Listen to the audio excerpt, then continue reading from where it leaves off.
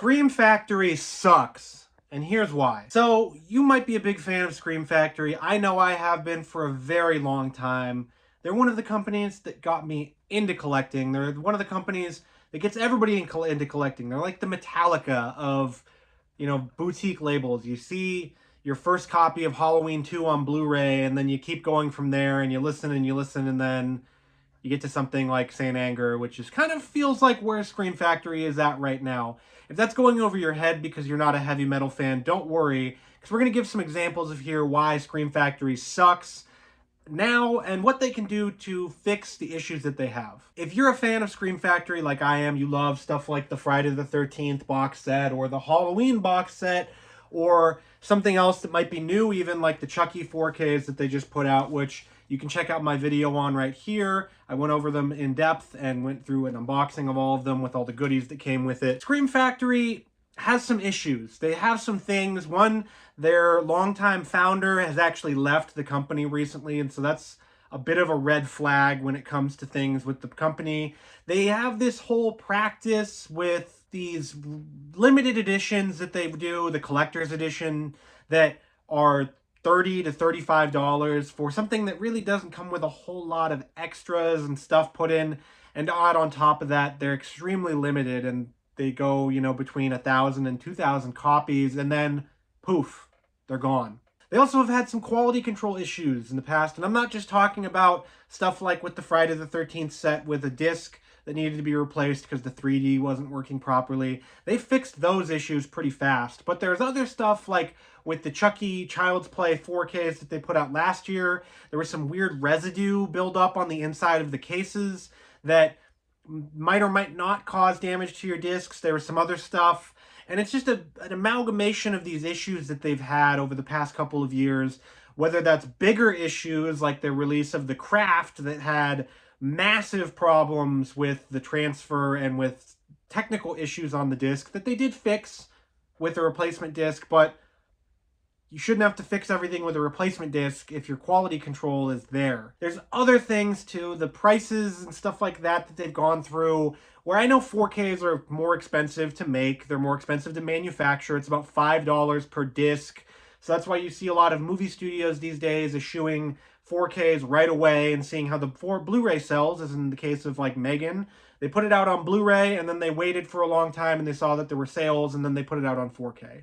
It's frustrating as a collector, we know, especially those people that want to collect 4Ks, to have that happen. Scream Factory is sort of doing the same thing, where they have these massively successful Blu-ray releases that they've had, such as something like Army of Darkness. They had Army of Darkness, and they had an excellent Blu-ray release. This one I paid a pretty penny for because it was before the 4K was announced and before they said that they were reacquiring the rights and reprinting this one. I paid about $80 for this with the slipcover, so you can learn more about some of these regrets I have in this video. There's stuff like that, and then there's the fact that they just put it out on 4K, and there's nothing new with the 4K besides the actual picture quality on the disc.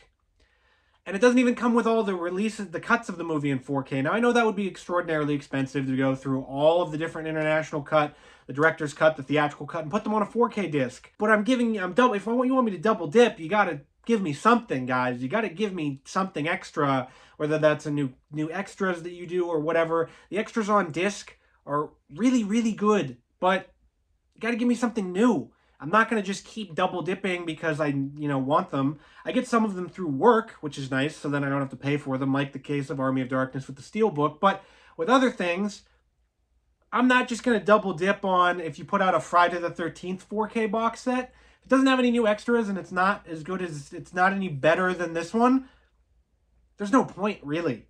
And then there's the stuff like, they get you with the posters, and so you get the posters, like with Seed of Chucky, Bride of Chucky, Cult of Chucky, Curse of Chucky.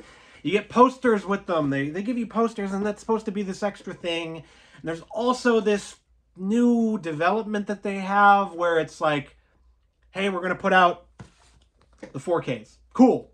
Wonderful. I don't own any of these movies on 4K, so I'm going to buy them. Oh, cool. Okay, well, we're going to give you some slipcovers, too, to go with it. So if you buy all 4, you get the slipcovers. Okay, that's cool.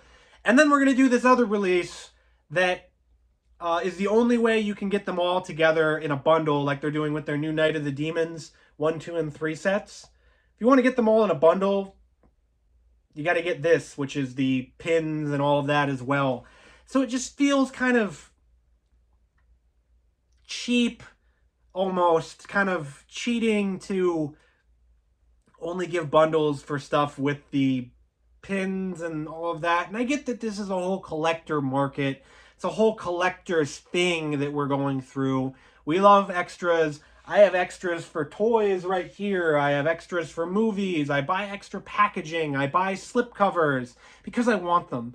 But it feels, in those cases, it feels like the company is doing a good thing. Like Arrow Video, their releases, their first run releases are look like this. They have a nice box and they come with a booklet. This is for the first run only. After that, you can get the regular edition, which looks exactly like the thing inside of it. The thing, haha. And it looks exactly like this. This is what you get when you buy it after this one sells out. Arrow doesn't charge any more for this. It's just a nice thing for people that want to pre-order it or that want to be the first ones to buy it. Now, Scream Factory, all of those issues coming together, they really make for a consumer experience that feels a little bit less special than it did before. When they were putting out sets like this, like Halloween and Friday the 13th, and even something like The Fly right here, it felt special to buy something from them. And now it feels kind of almost a commercial thing, and it feels like it's, obviously they're a company, they need to make money, but it felt more like almost a family or familial thing when you were buying a Scream Factory release. It felt like you knew what you were getting. You knew you were going to get excellent picture quality, the best picture quality this side of Arrow Video, depending on the release. You knew you were going to get a pile of extras that would satisfy any fan out there. You get something like Friday the 13th with this box set. This is the most comprehensive box set I've ever seen for any franchise ever. Is this box set right here, and then this one. Those are from Scream Factory. You knew what you were getting. You knew you were getting a quality product that didn't have very many issues, and if it did have issues, they would fix it. Now, with some of their newer releases, you're getting a product that you might think, you might double check before you click buy on this, and it's kind of disappointing, and hopefully they fix these issues because I love Scream Factory. I love their products. I love their catalog. I love the Shout Select catalog. Everything. And it sucks as a fan of the company, as a fan of their work, to see that go down by a little bit. And it's not that they completely suck, that they're completely irredeemable. These are issues that can be fixed. These are things, once they run out of stuff to put on 4K, they're going to have to start doing new releases.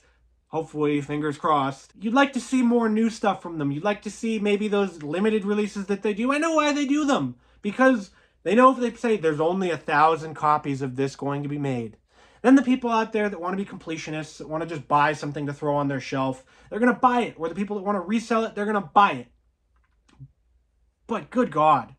For the people that actually want something like that, like their Doctor Strange release, that's out of print. It's never coming back. It might come back. They put out some new copies, but it's probably never coming back. So whatever you want to get for it, if you want to get that movie on Blu-ray, you got to get this edition. And it's limited. They're charging so much for them, for stuff that might not be worth that price, for the extras, for the transfer. And by the time a sale rolls around, let's face it, folks, that 1,000 limited or 1,000 or 2,000 copy thing, that ain't going to be on sale. So it's sad. It's disappointing to see that Scream Factory has dipped a bit in quality over the past couple of years. What do you think of Scream Factory? Let me know in the comments. And if you like this video and you want to see more Blu-ray tips to help you save money, check out this video because it'll go through a bunch of tips, and we all love saving money, don't we?